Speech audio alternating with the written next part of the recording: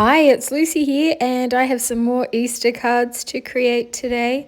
My last video showed these gorgeous cutout sheets from Uniquely Creative in full, and I created 5 Easter cards in that video in case you didn't see it, and today I'm going to create another 4 cards. So I'm going to cut this up, and this sheet is actually more for scrapbooking, but I'm going to show how I'm going to use it for Easter cards as well. So what I've done is I've fussy cut it all out, and I show a little bit of fussy cutting in the last video if you didn't see it.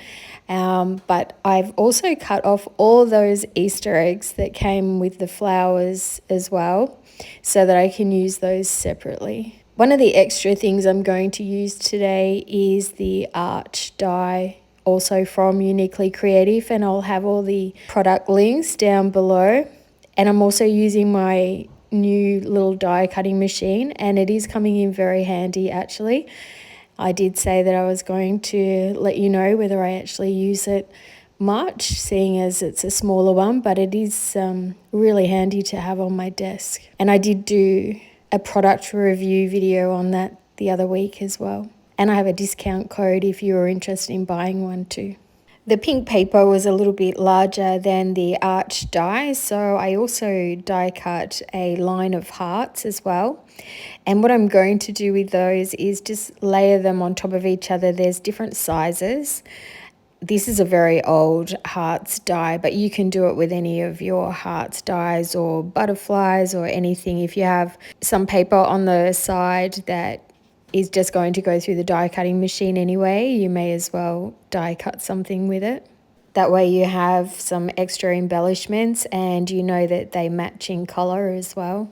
So onto the first card, and I'm going to use both the negative and positive parts of the arch die on different cards, and both of them on this card. I've die cut it from recycled packaging too, so I can add perfect layers underneath rather than using lots of foam tape. And I love doing this as it saves me money and I'm recycling.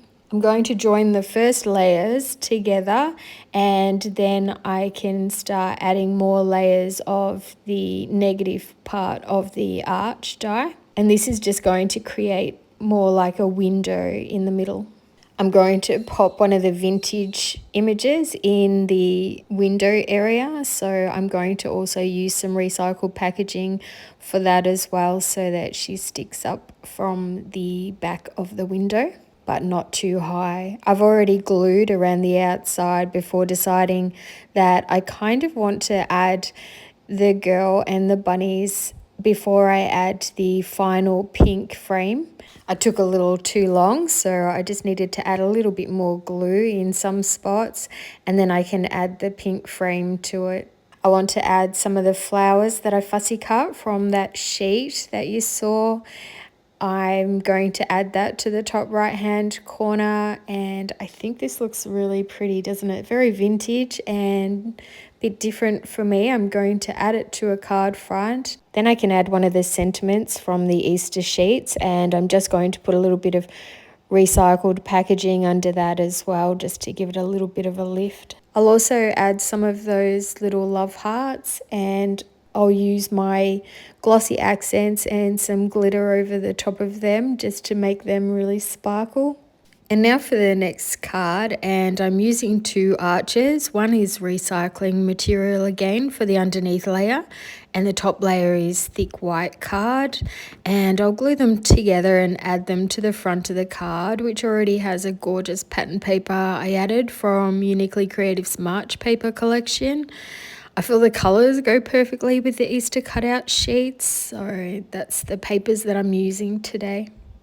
If you've watched my videos before, you'll know how much I love using a lollipop stick just to bend the leaves and flowers to give them a lot more dimension. So that's what I'm going to do on here.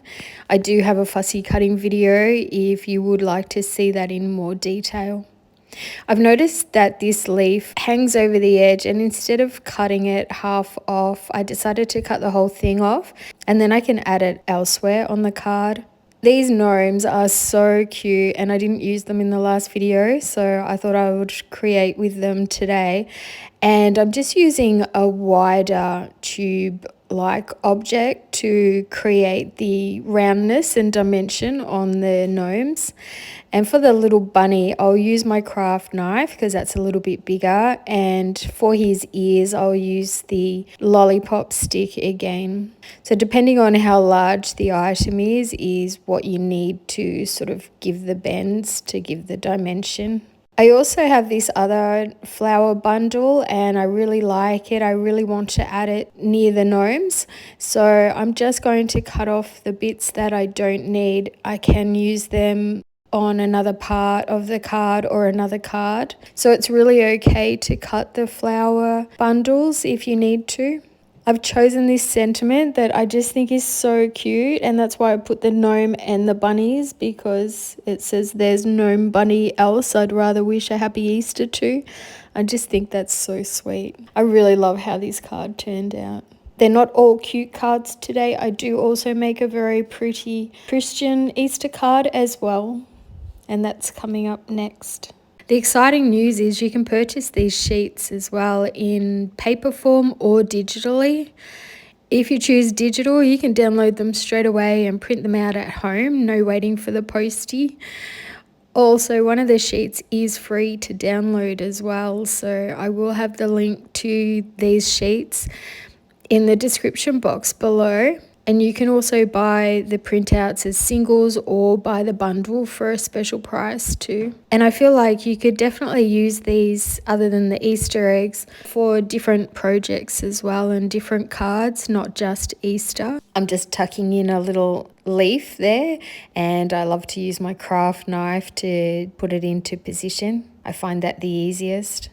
I'm going to add a lot of foam tape to the center of the gnomes and the bunny so that the dimension stays and the curves aren't affected on the sides of the images.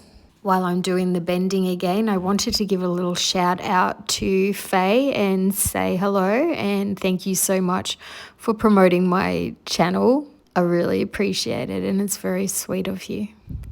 I thank you all for writing such lovely comments. This weekend, I have such a busy weekend. It's season 1 opener of the footy, so I'm going.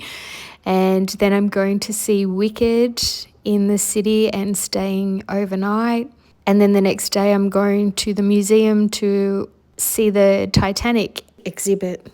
So got a lot going on, so if I don't answer any comments, please know that I will be reading them and I will be loving them, but I just may not have a chance to reply to them. Back to this card, and I realized that the little gnome is a little bit too far over. I don't want the bunny to have too much space on his own, so I'm just going to quickly move him while the glue was still setting, and you won't see any of the glue because I only glued the center of him. I'm going to glue down the hearts and then this card is finished, and isn't it cute?